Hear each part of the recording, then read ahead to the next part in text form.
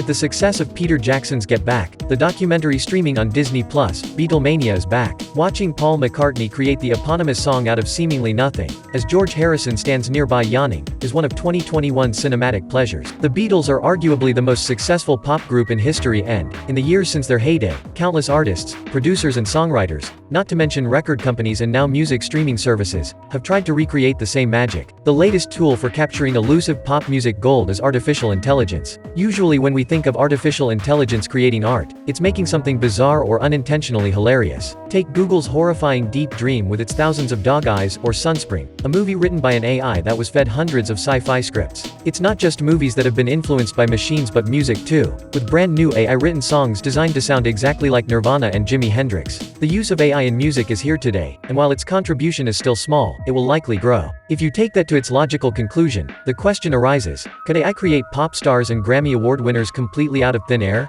It's easy to imagine the day when artificial intelligence will be used to the same extent that sampling and home recording are today. The humble computer already enables musicians like the Grammy-winning Billie Eilish to record, sample and sequence songs at home. It's cheaper than recording in a studio, which helps cash-strapped musicians and maximizes profits for record companies. AI tools can already create entirely new music from scratch, from apps that produce automated lyrics to others that write the chords and instrumentation. Just as computers and mobile phones have democratized the distribution and recording of music, its proponents say that AI makes the process of music creation available to everyone. It could also have some unforeseen negative effects, according to its detractors. In the TV show Alter Ego, human singers use digital avatars to compete in a singing competition. From there, it's not so far a leap to imagine an artist who's never physically existed at all. A few AI pop stars have emerged in recent years, including Yona and Lil Miquela, but neither of them are household names. And human artists have been using AI tools for years, including the band Yacht, which used them for the album I Thought the Future Would Be Cooler. Taryn Southern is a musician and filmmaker who uses artificial intelligence in her art, and the BBC even wondered if she could have been the world's first #1 AI pop star. In an interview, Southern told CNET that AI has the potential to revolutionize music making in the same way that YouTube revolutionized video production. It's putting very cheap tools in the hands of millions of people, making music more accessible, Southern said. I'd read a couple of articles about AI, and so it sparked my curiosity. I thought, why not play around with some of the tools and see what all this is about? She was inspired to experiment with a program called Amper to create her 2018 record I Am AI. While the program wrote the music, Southern still contributed the lyrics and melodies. She's wary of a completely AI-generated artist. I think people like listening to music that they believe has some sort of emotional basis, or if there's some human emotional element that's creatively pulling the strings, Southern said. AI is already among us. Software such as Alicia and Orb Composer enable users to create songs based on styles or feel, and are the next step towards a wholly computer-generated pop music future. Amper, now owned by Shutterstock, is another tool available to the budding musician.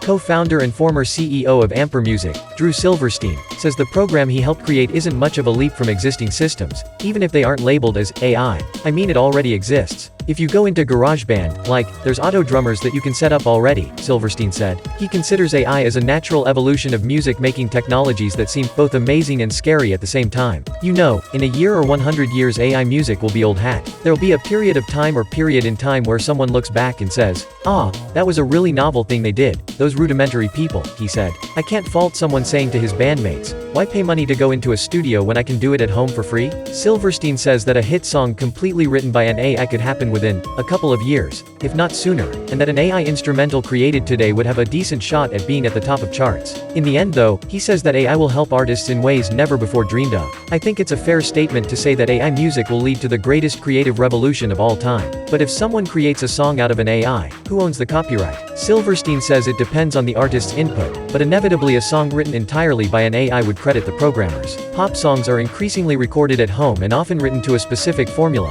as journalist John Brooke explains in The New Yorker. For a song to become an earworm that sticks in people's heads, it ideally has a hook every 7 seconds and a runtime under 3 minutes. Silverstein said that hooks aren't a problem, AI can write them now, but that not even seasoned music industry insiders can predict what's going to resonate with listeners. He said that an AI needs to be collaborative, so that the person using the tools can make artistic changes such as tweaking hooks. AI nostalgia. Artists have recycled hooks from older songs for years. Flo Rida's Right Round samples Dead or Alive, and Fatboy Slim made a career out of it, starting with Dub Be Good to Me in 1990. There are even brand new songs by popular albeit long broken up bands. In 1995, the first new Beatles song in 26 years, Free as a Bird, was released. It used a 1977 cassette recording of John Lennon, and the surviving members built a song around it. As the popularity of Get Back demonstrates, the public is still hungry for new Beatles material. In 2015, the scientists at Sony's CSL Labs decided to try their hand at creating their own Beatles tune.